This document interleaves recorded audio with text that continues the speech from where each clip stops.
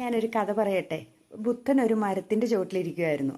അപ്പോൾ ഒരാൾ വന്ന് ബുദ്ധനെ ഭയങ്കരമായിട്ട് ചീത്ത വിളിച്ചു. അപ്പോൾ ബുദ്ധൻ ചോദിച്ചു, താങ്കളുടെ വീട്ടിൽ ഒരാൾ വന്നിട്ടുണ്ടെങ്കിൽ താങ്കൾ അവർക്ക് ഭക്ഷണം കൊടുക്കുമെന്ന് ചോദിച്ചു. ഊവാന്ന് പറഞ്ഞു.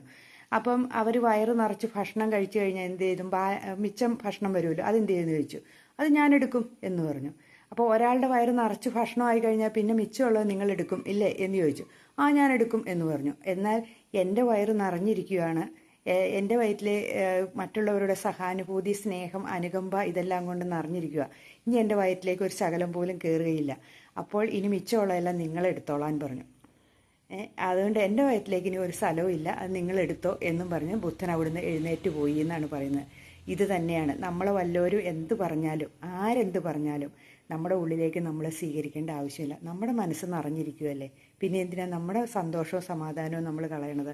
അവരുടെ തിരിച്ചു കൊടുത്തേക്കുക, അവരെ